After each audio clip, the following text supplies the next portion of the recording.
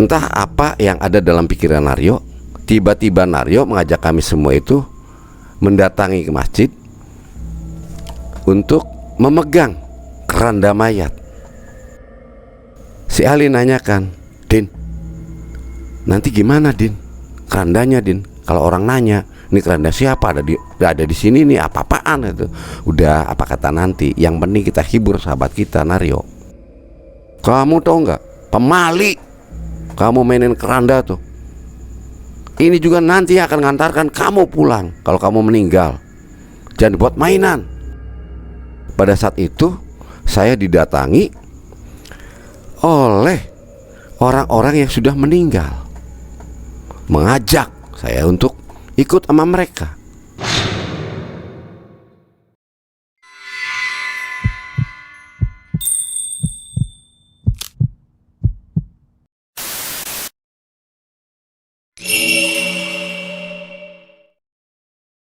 Assalamualaikum warahmatullahi wabarakatuh. Salam jumpa kembali bersama saya Jampang kepada sobat mengulas malam dimanapun Anda berada. Minal aizin wal faidin. Berhubung ini juga masih dalam suasana lebaran, apabila saya bersama tim ada satu kesalahan, baik sengaja maupun tidak disengaja, saya memohon maaf lahir batin, mohon maaf seikhlas-ikhlasnya kepada sobat mengulas malam dimanapun Anda berada. Saya doakan kalian diberi kesehatan yang prima, rezeki yang barokah dan berlimpah, serta dimudahkan dari segala urusan yang ada. Pada video kali ini saya akan menceritakan kisah pengalaman saya waktu dulu saat kelas 2 SMA, yaitu terjadi pada tahun 1985-an. Bagi sobat yang baru bergabung, saya mohon subscribe-nya supaya tidak ketinggalan dengan video-video kami selanjutnya. Baiklah, saya akan ceritakan kisah yang saya alami pada tahun itu. Berawal saya, Udin, teman saya itu main, ada Ali, ada Mahmud, dan ada Naryo. Kebetulan di situ yang tertua tuh Naryo. Naryo memiliki pacar namanya Lia. Dan Udin itu anaknya pengal, sering usilan. Kalau Mahmud anaknya penurut. Kalau Ali ya ikut nimbrung-nimbrung aja, sering disuruh-suruh. Pada saat itu kami berempat, selepasnya pada maghrib, sesudah sholat maghrib bersama berjamaah, kita ngobrol-ngobrol di pekarangan ataupun di pelataran masjid untuk rileks menunggu datangnya sholat isya. Udin sering sekali yang namanya tuh canda pada saat sholat, sering nyandain, jadi sempat banyak yang kurang khusyuk karena keusilan si Udin. Kebetulan waktu itu imamnya yaitu Pak Haji Imamuddin, saya singkat namanya, yaitu Pak Imam. Selaku muadzinnya namanya Fahrul. Perjalanan yang kami lalui per hari demi hari selalu bersama, karena Naryo itu sudah bekerja juga sembari sekolah, dia kerja dan dia memiliki uang yang lebih dari uang sakunya daripada kami semua. Selepas daripada sholat isya,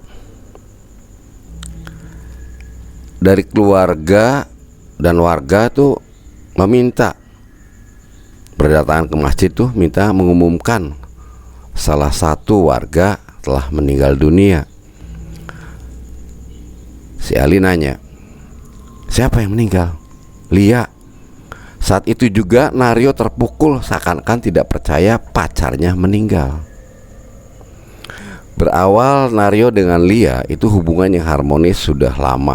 Mereka berhubungan, pacaran, kurang lebihnya ada 6 bulan. Naryo bingung, apa betul apa tidak. Dia penasaran. Setelah diumumkan di masjid lewat toa pengeras suara, innalillahi wa inna ilaihi rajiun, telah meninggal dunia, pulang ke rahmatullah, almarhumah Lia bin Pulan. Di situ Naryo bingung dan tidak percaya banget dengan ungkapan yang orang mengumumkan. Akhirnya Udin mengajak Naryo, kalau bingung-bingung ya udah aja kita ke rumahnya, betul tidak bahwa Lia itu meninggal dunia. Diajaklah si Naryo itu oleh Udin datang ke rumah almarhumah. Di rumahnya almarhumah, Naryo bingung, banyak lihat orang yang berkumpul di situ membantuin di keluarganya Lia almarhumah. Hilir mudik di situ mempersiapkan segala macam karena malam, sehingga pemakamannya akan dilaksanakan esok hari. Sembari menunggu saudaranya yang dari luar kota datang, yaitu kakaknya, kebetulan kuliah di Jakarta. Saat itu juga Naryo baru percaya melihat jenazah yang terbujur kaku di ruang tamu itu pacarnya dia. Naryo pun disambut oleh orang tuanya Lia yang sabar. Jodoh pati rezeki itu Allah yang punya. Sabar. Mungkin ini belum jodohnya kamu yo. Mungkin di luaran juga masih banyak lebih cantik, lebih baik daripada Lia. Saya doakan kamu mendapatkan yang lebih baik. Ya Pak Haji, saya terus berduka cita atas pulangnya putri kesayangan Bapak. Saya pun merasa sedih atas kehilangannya. Bukan Bapak saja, saya pun merasa sedih sekali, terpukul, betul-betul kaget menanyakan tentang perihal sakitnya yang diderita oleh Lia. Ternyata Lia tidak memiliki penyakit apa-apa, meninggal pun dadakan, sampai mengejutkan pihak keluarga. Singkat cerita, kakaknya yang dari Jakarta pun datang, dan persiapan semua esok harinya tuh pelaksanaan untuk pemandian. Dimandikannya mayat, banyak juga warga yang bertajiah berdatangan.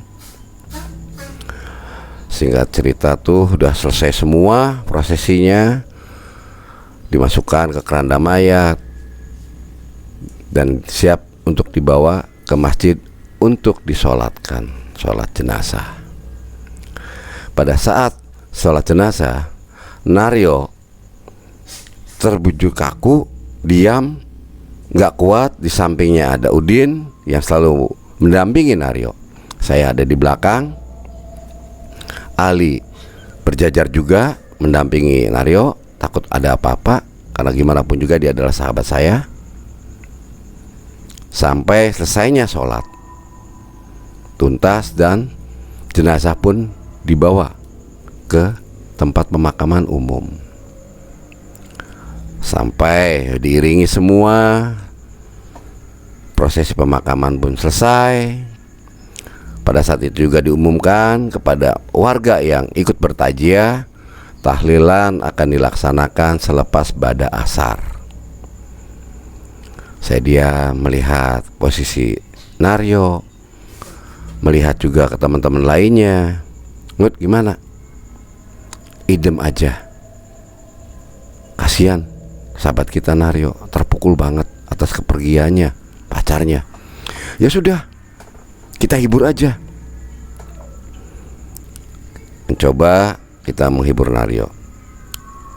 Yuk, prosesi pemakaman sudah usai. Ayo yuk kita pulang. Jangan nunggu lama-lama di sini, kurang baik. Kami memujuk Naryo dan Naryo pun mau mengikuti apa yang dibujuk oleh kami semua. Dihiburlah Naryo. Pada saat itu Udin mengajak ke warung. Udah yuk, daripada capek-capek kita ngopi-ngopi aja dulu di warung sembari dua batang rokok. Naryo diam saja. Udin mengajak ke warung dan teman-teman lainnya pun ikut sembari ngopi, dicandain. Naryo diam karena waktu sudah berlalu dan mendekati waktunya untuk tahlilan. Selepas pada asar, kami semua beranjak ke rumahnya almarhumah Lia mengikuti prosesi tahlil. Acara tahlilan digelar sampai usainya. Saat itu juga Naryo masih bingung, pikirannya hampa, seakan-akan tak percaya bahwa Lia sudah meninggal. Menghibur sampai pada 7 harinya acara digelar sampai usai juga, masih tetap Naryo masih terpukul. Waduh, ini gimana ini?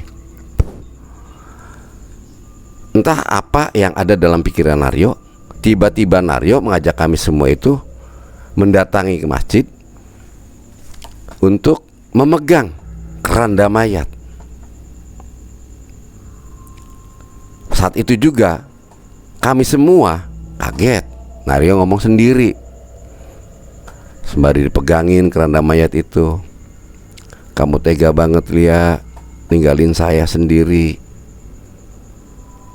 Ngomong yang enggak. Ngomong sendirian. Kasihan akhirnya saya melihat Naryo. Tiba-tiba Udin dengan keusilannya dia, keranda mayat itu dikeprak sama Udin. Boy, kamu tuh, ini tuh keranda mayat, ini besi. Kamu tuh gimana? Lia udah meninggal. Yo, inget yo, eling yo. Masih banyak cewek yang lain, udah tinggalin aja, jangan mikirin yang enggak. Ini udah belum jodohnya kamu, ikhlasin. Ya sudahlah, kamu sih ngangketin aja semuanya, sempet buat terkejut. Kamu Din, kebiasaan sekali. Ya habisnya kamunya kayak gini terus.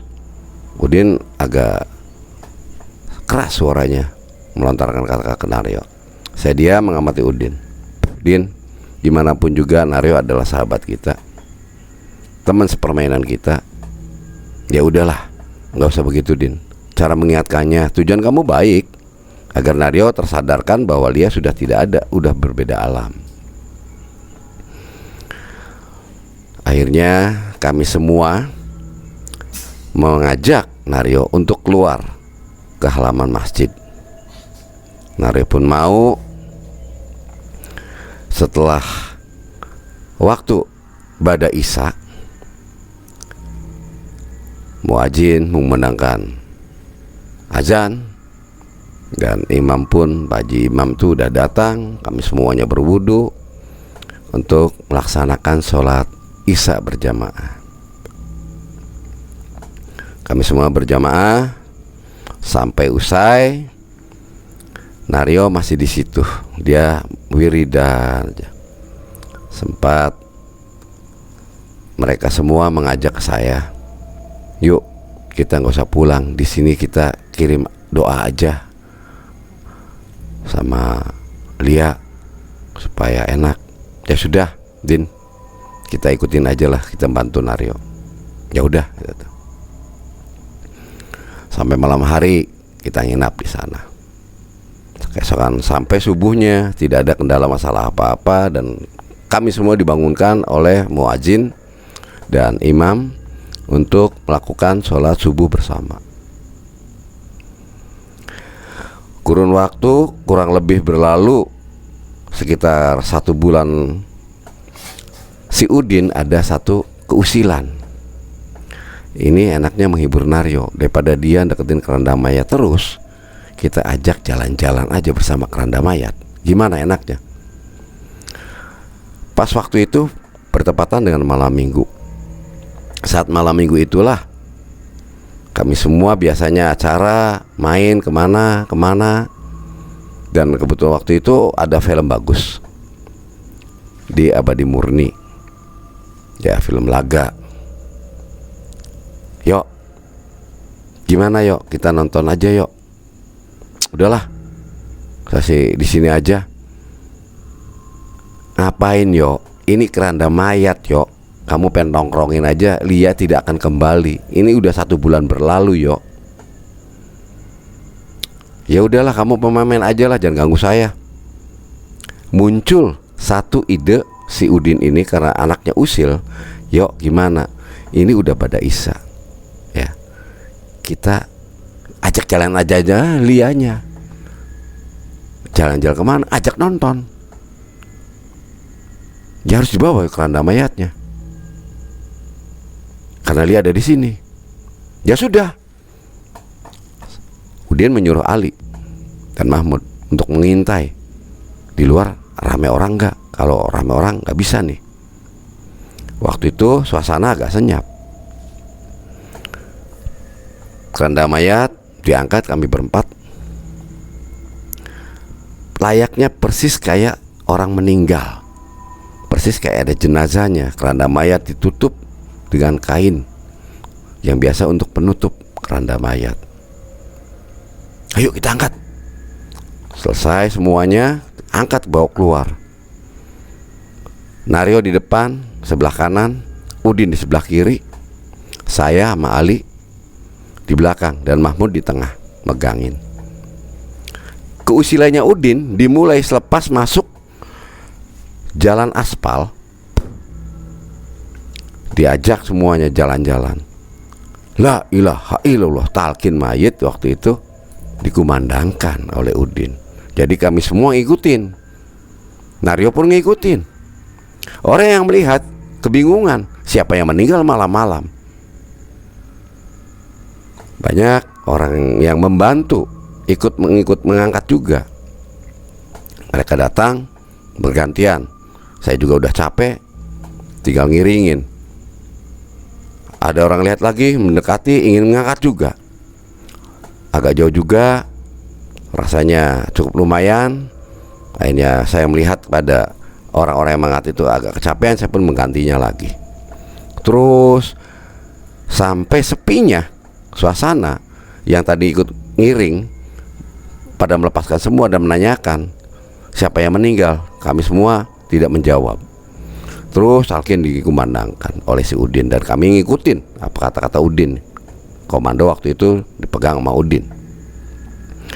Saat memasuki area parkir, tepatnya dekat dengan gedung BAT, waktu itu kurang lebihnya 8:30. Kebetulan film tuh dimulai jam 9 malam. Udin punya pikiran, ini simpannya di mana nanti keranda ini?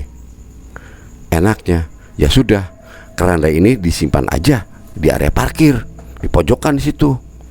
Tuh nggak ada orang yang lihat. Dan juga di situ kan ada tanaman tuh yang bisa tutupin. Di situ aja disimpannya. Ya sudah. Sepakat semuanya keranda tuh disimpan dekatnya pohon yang untuk bisa memagari, dan keranda mayat pun tidak tampak kalau dari luar dilihat. Kami berempat dan berlima Mas Udin masuk beli tiket untuk nonton film. Si Ali nanyakan, Din, nanti gimana Din? Kerandanya Din, kalau orang nanya, ini keranda siapa, ada di sini nih, apa-apaan itu. Udah, apa kata nanti, yang penting kita hibur sahabat kita Naryo. Ya sudah beli tiket semua, kami masuk sampai nonton film. Film pun sampai usainya kami kembali mengambil keranda. Kami berlima ngambil keranda dibawa. Banyak di situ yang melihat karena waktu itu malam minggu. Banyak orang menanyakan, Mas, nyimpen keranda tuh karep dewek bae, yang karep sendiri aja. Ini tempat umum. Siapa sih meninggal? Tadi orang udah meninggal, sempat dibawa ke masjid. Jadi ya saya simpen aja di sini. Saya karena pengen nonton dulu. Kalau apa-apa tuh dibawa pulang dulu apa. Sampai orang banyak yang takut di sini. Saya sendiri nunggu ini siapa yang nyimpen ini nih. Ya saya minta maaf Pak. Kami semuanya semangat kembali dan mengembalikan ke masjid. Pada saat saya memasuki masjid, keranda tersebut, saat itu saya dimaki-maki oleh Haji Imam, karena saat memasukkan keranda, Haji Imam menunggu di situ. Karena ada laporan seseorang warga yang mengatakan bahwa keranda dibuat mainan oleh kami berlima, diarak mana-mana. Setelah pulang, kumpul, semuanya dimaki-maki semua oleh Haji Imam. Kamu tahu nggak, pemali, kamu mainin keranda tuh. Ini juga nanti akan ngantarkan kamu pulang kalau kamu meninggal. Jangan dibuat mainan. Maafin saya Pak Haji, habis gimana ya? Saat itu juga ngerasa Naryo yang bertanggung jawab. Naryo ngadep Pak Haji, Pak Haji, saya kepikiran aja sama pacar saya Pak Haji. Ngerasa saya, pacar saya itu ada di dalam dan ngajak kepada saya jalan-jalan. Maka saya ngajak teman-teman. Yang bertanggung jawab di sini adalah saya yang ngajak teman-teman saya untuk bawa keranda jalan-jalan. Pak Haji Imam agak kesal juga melihat omongan Aryo begitu. Dipeganglah jidatnya atau keningnya. Kamu tuh yo, eling yo, Lia tuh udah meninggal. Kok kamu mainin ini keranda kayak gini? Simpan lagi ke tempatnya. Ya Pak Haji, kami kompak semuanya menyimpan kembali ke tempat. Posisi keranda mayat itu tempatnya dekat dengan air wudhu, tempat air wudhu di situ. Dan posisi sebelah kanannya itu WC. Terus kalian mau kemana lagi? Mau menyangga lagi? Enggak Pak Haji, kami mau di sini, mau di masjid aja lah. Kamu awas ya kalau di masjid buat macam-macam. Enggak Pak Haji, beneran. Saya mau nungguin Lia. Nanti di akhirat ketemu. Kalau waktunya kamu udah pulang, ketemu di sana kalau memang iya jodohnya. Kamu tuh aduh. Dalam hati kecilnya Pak Haji, tujuannya mau menghibur kepada Naryo, karena memang jelas-jelas Naryo ini udah hilang semangat serta kepengaruh benturan kejiwaannya, bahwa hilangnya seorang kekasih, ya tinggal seorang kekasih, kayak apa rasa sakitnya orang yang betul-betul dicintainya sampai bertindak semacam itu. Pak Haji pun mengamati kami berlima. Ali meminta pulang, Hasan pun meminta pulang. Tinggallah kami bertiga, saya, Naryo, dan Udin. Udin mengajak tidur di dalam masjid. Yuk, udah yuk, di dalam masjid aja yuk, dekat pengimaman. Ya sudah kalau gitu, sepakat. Tidur-tiduran menyandar ke tembok. Karena semakin larut, kebetulan waktu itu hujan rintik-rintik, suasana pun semakin dingin yang dirasa. Aduh ini gimana? Selimut nggak ada, sarung pun nggak bawa. Ini apa-apaan? Gimana caranya? Pikir saya. Din, bareng sih Din. Tidurnya Din, jangan sendiri aja. Ya udah di pengimaman bareng-bareng bertiga aja biar anget. Sepakatlah kami bertiga tidur di pengimaman. Sejadah pun dilepas untuk selimut. Tidur berdesakan kami bertiga. Sampai tertidurnya kami bertiga tidur di pengimaman. Kami sudah tertidur lelap. Saya pribadi merasa satu keanehan. Apakah ini mimpi? Apakah bukan? Pada saat itu saya didatangi oleh orang-orang yang sudah meninggal, mengajak saya untuk ikut sama mereka. teman-teman yang sudah lama udah meninggal, orang-orang tua yang sudah lama meninggal, mengajak, "Pang, sini Pang." Terdengar suara itu jelas sekali. Orang tersebut sudah meninggal. Abah Rasa sudah meninggal. Dalam tidur saya sadar tidak sadar masih mengingat bahwa suara itu suaranya Abah Rasa. Karena saya biasanya nurut kepada orang tua, saya pun ngikutin ajakannya dia. Diajaklah saya oleh Abah Rasa. "Bah, kok gelap, Bah? Udah tenang. Jangan takut." Saya berjalan terus. Saat saya lepas daripada pegangan, saya kebingungan di situ karena gelapnya tanpa ada bercak sinar pun yang saya bisa lihat. Gelap gulita jelas-jelas di situ. Namun yang dirasa oleh saya seakan-akan didorong ke kanan, didorong ke kiri, sampai saya tuh kayak macam dibanting, jatuh, terkulai. Namun suasana di situ betul-betul gelap dan pengap. Saya meronta, diajak lagi yang makhluk yang tidak kenal. Saya melawan, tidak mau, karena saya tidak bisa melihat sama sekali apa ini dan bagaimana ini. Saya melepaskan tarikan dan ajakan. Mulai saat itu juga ada satu pandangan saya melihat satu titik terang. Aduh, alhamdulillah, ini gelap pun hilang. Saat itu yang bisa saya lihat sosok yang ada di hadapan saya, seorang perempuan yang tak lain dan tak bukan adalah almarhumah Lia. Dia memandangi saya, tidak ada ucapan sama sekali, sepatah kata pun tidak pernah mengucapkan, hanya menatap saya dengan pandangan yang hampa. Dia menundukkan kepala dan berlalu meninggalkan saya. Saya pun memanggil, "Lia, Lia!" Tersontak saya. Tidak bisa dipandang dan tidak bisa dilihat. Saat itu Lia hilang. Saya pun juga kebingungan, apa ini dan bagaimana ini. Waduh, apa-apaan ini? Ada di mana saya ini? Setengah sadar, pikiran mulai bekerja. Tarik menarik yang ada dalam pikiran saya harus keluar dari suasana lingkungan yang ada di alam ini. Alam apakah ini? Terus saya berjalan.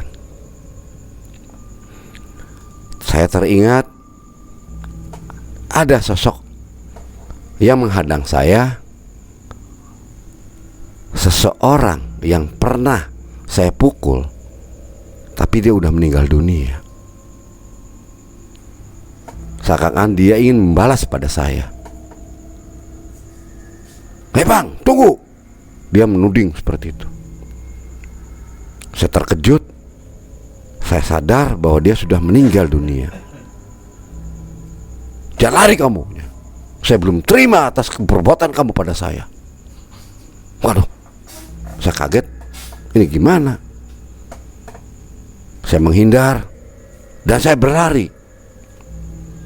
Ditarik saya ke sana, dibuang ke kiri, dibangunkan lagi, didorong lagi saya tuh. Terombang-ambing saya di situ. Entah bagaimana saya meronta dan minta tolong karena ngerasa bahwa si Ahmad ini sudah meninggal dunia. Tak lama kemudian Pak Haji Imam tuh menolong saya. Fahrul datang juga, Pak Haji Imam dan Fahrul membangunkan saya. Dan saya tuh kaget. Saat itu pun saya kira ada yang menolong, tahu-tahu di hadapan saya secara remang-remang saya memandang bahwa itulah Haji Imam. dan satunya adalah Fahrul si muadzin. Tahu-tahu saya kondisi ada di dalam keranda mayat. Astagfirullahaladzim, ya Allah, kamu apa-apaan, Bang? Saya dimaki-maki sama Pak Haji Imam. Kamu tidur tuh di rumah, bukan di keranda mayat. Saat itu si Fahrul membuka pelan-pelan satu demi satu belitan kain yang menutupi keranda. Yang biasa digunakan untuk menutup keranda itu membelit di tubuh saya. Dilepaskanlah kain yang biasa menutup untuk keranda itu. Saya diam. Rasa ketakutan di dalam diri saya semakin menjadi dengan hentakan kata-kata dari Pak Haji Imam itu. Saya ditarik oleh Fahrul untuk keluar dari keranda. Dan saya mendekati Pak Haji Imam, minta maaf pada Pak Haji Imam, dan saya bersimpuh pada Pak Haji Imam agar jangan memarahi saya. Saya ngerasa bersalah. Saya diam dimaki-maki karena mengingat waktu subuh sudah tiba. Maka si Fahrul disuruh oleh Pak Haji Imam untuk memukul beduk. Karena di kampung kami, di masjid tuh biasa kalau memberikan sebelum azan tuh memberi tanda kentrong masjid, yaitu dengan beduk dan kentongan. Saat memukul kentongannya lalu memukul beduknya, saat Fahrul memukul beduk, saat itu juga si Naryo berteriak minta tolong. Tolong, tolong. Karena kerasnya suara beduk sehingga kurang terdengar dengan jelas suara siapa yang ada minta tolong itu. Saya mengamati itu suara Naryo. Pak Haji, itu suara Naryo, Pak Haji. Seusai beduk dipukul dan digunakan untuk memberikan pertanda akan memasuki suara subuh, baru terdengar jelas suara dari teriakan minta tolongnya si Naryo. Fahrul mendekati di belakang beduk. Ternyata Naryo ada di dalam beduk tidurnya. Kamu apa-apaan, yo? Ini siapa ini? Itu Naryo, Naryo. Itu Naryo. Saya memberitahu kepada Fahrul. Ditariklah Naryo kakinya oleh si Fahrul sampai diturunkannya. Aduh, Naryo kebingungan, pengap palanya karena betul-betul gendang telinganya nih kayak betul-betul bising banget suara beduk yang bertalu-talu dipukul oleh si Fahrul. Naryo diam kebingungan. Saya sadar teman saya mana ini, si Udin. Pak Kiai, Udin kemana Pak Kiai? Pak Haji Imam nih. Pak Haji Imam, Udin mana teman saya satunya? Saya bergegas melihat ke pengimaman. Tidak ada sama sekali si Udin. Ya Allah, Udin kemana? Saya mencoba mencari. Fahrul kebelet mau kencing saat itu. Fahrul masuk ke WC. Saat Fahrul memasuki WC, ternyata Udin ada di WC itu tidur. Untung belum terkencingi oleh si Fahrul. Dibangunkanlah Udin oleh si Fahrul. Din, bangun, bangun Din. Udin terbangun dan kaget. Kamu apa-apaan tidur di WC? Hah? Udin kaget melihat suasana dan posisi ruangan itu betul ada di WC. Udin berpikir dia tidur di pengimaman bersama kami bertiga. Udin pun menanyakan kepada Fahrul, Rul, apa-apaan nih Rul? Jambang mana Jambang? Naryo mana? Tuh udah di depan semua. Saya, Naryo, dan Udin dikumpulkan jadi satu, diberi ceramah oleh Pak Haji Imam. Kalian tuh apa-apaan di sini? Sampai kamu, Din, tidur di dalam kamar mandi, tempat WC itu. Apa-apaan? Dan kamu, Pang, tidur sampai boleh katakan ada di keranda mayat. kamu kuprak-kaprik. Saya terdengar bisa menolong kamu tuh karena kamu itu terdengar glonrak-glonraknya itu dari keranda mayat. Saya pikir ada apa, nggak taunya ada kamu di dalamnya. Maka saya dengan Fahrul ngajak Fahrul untuk mendatangi dan membuka siapa yang ada di dalam. Ternyata kamu. Dan kamu, Naryo, kamu bisa tidur di atas, di dalamnya beduk itu apa-apaan. Kayak gak ada tempat tidur lain lagi. Di rumah kalian bisa tidur enak nyenyak. Diam aja. Naryo meminta maaf, dan saya pun meminta maaf kembali. Udin pun ngikutin. Saya menjelaskan kepada Pak Haji Imam selaku imam masjid di situ. Dia juga julukan dipanggil sama kami semua itu Pak Kiai, karena dia sering memberikan tausiah, ceramah-ceramah pada kami semua. Kadang kala juga dia jadi khotib kalau sholat Jumat. Punten Pak Haji. Udah gini aja ceritanya nanti, karena ini udah masuki sholat subuh. Ayo kalian semua sholat subuh dulu untuk menangani hati kalian, minta ampunan sama Allah. Saya diajak suruh sholat berjamaah. Saya bertiga ambil air wudhu, dan Udin kebingungan karena tidurnya di tempat yang najis. Udin bertanya kepada Pak Haji Imam, Pak Haji ini gimana saya? Pakaian saya udah kotor, tidur di dalam kayak gitu. Ya sudah, lepasin semua, kamu pakai sarung. Kebetulan itu ada baju koko yang biasa untuk di sini. Kamu Rul, pakaiannya kasih si Udin. Kebetulan Fahrul sama Udin postur tubuhnya sama, hanya Fahrul agak tinggi dikit, jadi agak kepanjangan. Udah gak ada masalah, tinggal dilipat aja tangannya. Cepat ambil air wudhu, ditunggu untuk sholat berjamaah bersama.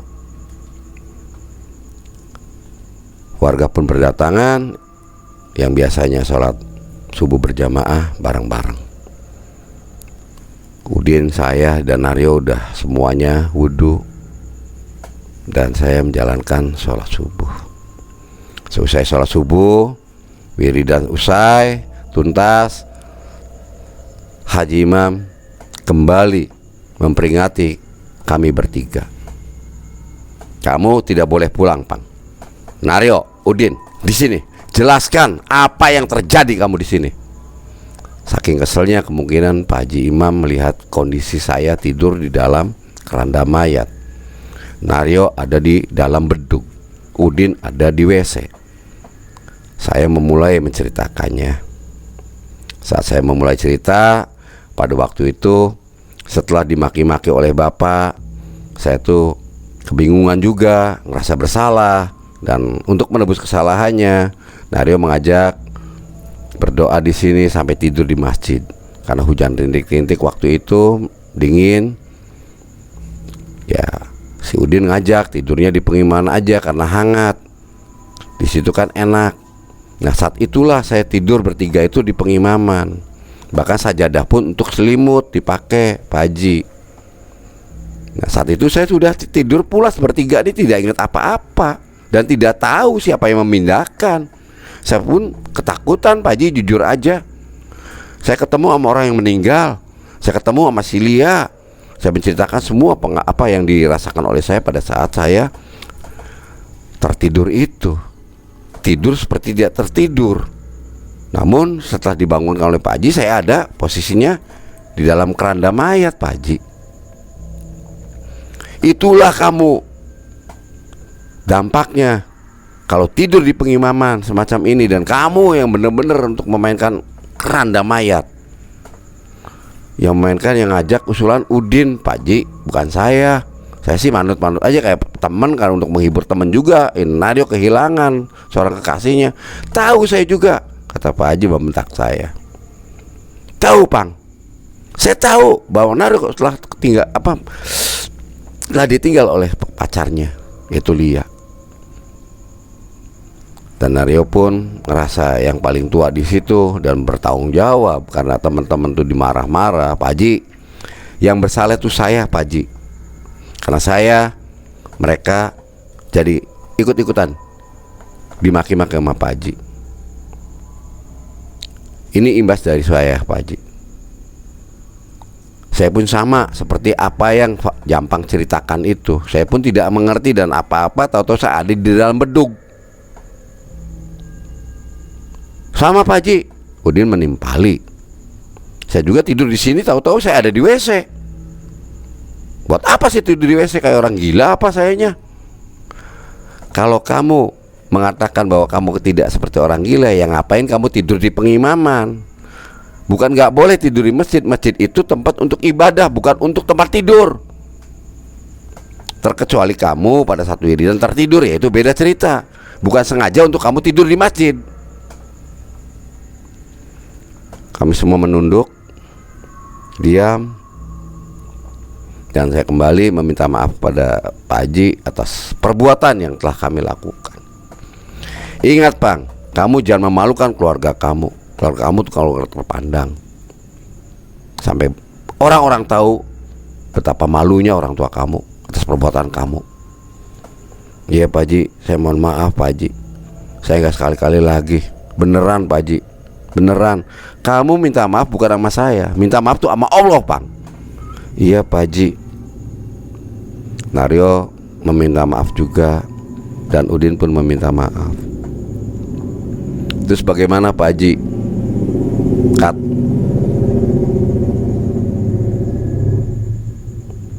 Dan bagaimana ini Pak Haji? Apakah dampak yang akan terjadi ke depannya kalau ada kami bertiga? Apakah berdampak lagi? Insya Allah tidak akan berdampak. Kamu asal minta pertobatan sama Allah. Dan kamu jangan sekali-kali lagi mempermainkan yang namanya keranda. Itu keranda mayat digunakan untuk mengangkat mayat, mengangkat jenazah, bukan untuk mainan. Kayak gak ada permainan lainnya gak?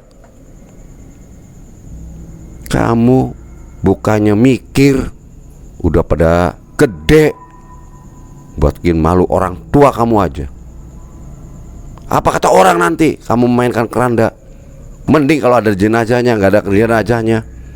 Kasihan orang-orang yang nanti membantu kamu ngangkat, kamu kerjain itu. Sama aja kamu sudah membuat, menganiaya orang. Saya diam terpaku. Udin ngerasa yang mengajak mainkan untuk keranda mayat, diajak main jalan-jalan. Pak Haji, ini gagasan saya. Saya secara sportif, saya meminta maaf. Saya mengajak pada Jampang dan teman-teman lainnya, karena saya peduli sama Naryo. Rasa Naryo tiap hari itu ngelus-ngelus aja yang namanya keranda. Ini Naryo takutnya jadi gila. Makanya saya udahlah ajak jalan-jalan aja. Karena rasa Naryo, ini Lia masih ada di sini, ada ajak-ajak Lia, kerandanya dibawa. Ya udah, akhirnya untuk menghibur teman kami. Itu aja Pak. Bukan apa-apa. Tujuan saya tuh untuk menyenangkan teman. Jangan sampai nanti depresi berlalu, berkelanjutan, takut, khawatir. Setelah dipaparkan semua cerita dan tujuan yang baik, akhirnya Pak Haji agak lunak tutur katanya. Din, kalau tujuannya baik semacam itu, bukan semacam ini yang kamu lakukan, ada cara lain. Ada cara lain. Bukan kayak macam gini. Ini sama aja memberi contoh kepada yang lain, perbuatannya enggak. Mempermainkan namanya keranda. Bukan keranda saja, orang lain pun dipermainkan oleh kamu yang tujuannya baik untuk ikut mengangkat jenazah. Ternyata dikerjain nama kalian-kalian kan. Iya Pak Haji, kami minta maaf Pak Haji. Mohon sekali minta doanya agar kami semua itu tidak terganggu lagi dengan apa yang ada, yang kami rasa. Jangan sampai berkepanjangan Pak Haji. Ya sudah, kalau begitu kamu sekarang lakukanlah pertobatan. Minta maaflah sama Allah. Dengan minta maaf dan minta bantuan, perlindungan dari Allah, insya Allah tak satu makhluk pun yang akan menyentuh kamu dan menggoda untuk mencelakai kamu, kalau kamu jalan di dalam jalan yang benar, pakai ajaran yang baik dan benar sesuai dengan Al-Quran dan Al-Hadis. Ya Pak Haji, mohon bimbingannya. Terus bagaimana Pak Haji? Saya menimpali pada Pak Haji Imam. Apakah saya harus wirid apa dan bagaimana? Ya sudah, semuanya lakukan istighfar aja. Wiridan diperbanyak istighfar, minta pertobatan agar kamu jangan sampai melakukan kembali, dan kamu minta perlindungan jangan sampai diganggu kembali oleh makhluk-makhluk yang semacam yang kamu rasakan tadi. Ya Pak Haji. Naryo pun mengajak, Pang, udahlah, kita jangan macam-macam lah. Naryo melihat ke Udin, begitu juga Pak Haji Imam melihat ke Udin karena ngerasa Udin yang mengajak memainkan mainan keranda mayat. Jangan liatin saya terus Pak Haji, tutur kata Udin. Udin rasa ketakutan, merasa bersalah yang berlebihan. Enggak Din, tolong Din, saya ingatkan kembali sama kamu, jangan lakukan itu lagi. Iya Pak Haji, kami kapok beneran. Ya sudah, karena waktu udah siang, saya juga banyak kerjaan yang harus saya lakukan. Udah, ingat ya, jangan lakuin lagi. Ya Pak Haji. Setelah berlalunya Pak Haji Imam, kami bertiga rasa perut lapar juga. Naryo mengajak kami beli sarapan. Kami bertiga bersarapan ke salah satu warung. Di saat di warung itulah kami ngobrol dan kami betul-betul berikrar tidak mau memainkan mainan keranda mayat lagi. Dan secukupnya, kalau sudah sholat berjamaah kami pulang, kumpul biasa di rumah masing-masing bersama keluarga. Ya macam-macam tujuannya, jangan sampai punya pikiran yang enggak. 2 bulan pun berlalu, alhamdulillah kami semua tidak ada rasa yang digoda ataupun dihantui oleh makhluk-makhluk astral. Saat itu kami ketemu bertiga kumpul dan Alif datang, akhirnya jadi 5 sekawan kumpul lagi menceritakan semuanya. Alhamdulillah tidak ada godaan apa-apa. Dan waktu pun berlalu begitu singkat. Sempat karena harus saya melakukan tes, keesokan harinya tes, kebetulan waktu itu tes untuk kenaikan kelas di kelas 3. Kayaknya kami jarang ketemu sampai saya pun lulus. Ya namanya naik ke kelas 3, bukan lulus ya, naik ke kelas 3. Setelah kelas 3, karena liburan, kami pergi ke tempat masing-masing dan tujuan masing-masing. Saya pulang ke tempat tinggal orang tua saya, di kakek saya. Begitu Naryo dan yang lain-lainnya, masing-masing memiliki kegiatan. Sampai ketemu lagi waktu usai liburannya, dan sampai sekarang pun entah kemana yang lain-lainnya. Yang masih ketemu itu hanya Udin. Terkadang kasihan nasibnya juga. Ya udah tua, udah apa. Tapi alhamdulillah Udin semakin jununnya dia melakukan peribadatan. Dan setiap sebelum azan tuh dia udah ada, udah hadir di masjid. Betul-betul dia udah meninggalkan keusilan-keusilan yang dulu dia lakukan. Naryo entah kemana saya tidak tahu, dan yang lain-lainnya pun tidak tahu. Itulah sobat mengulas malam, dimanapun Anda berada, kisah nyata yang saya rasakan dan saya lakukan pada dulu waktu saat masih remaja, masih mencari jati diri. Saya mohon ambil hikmahnya dari kehidupan ini ataupun dari cerita video ini. Itulah lampah kehidupan saya yang dulu yang saya lalui, sehingga walaupun tujuannya baik tapi dampaknya ada yang tidak baik. Tujuan menghibur teman, tapi efeknya ada orang lain pun yang jadi imbas, dianiaya secara tidak langsung oleh kami semua. Jadi mohon pada sobat mengulas malam, ambillah hikmahnya dari cerita ini. Saya akhiri, wabil taufik wal hidayah. Wassalamualaikum warahmatullahi wabarakatuh.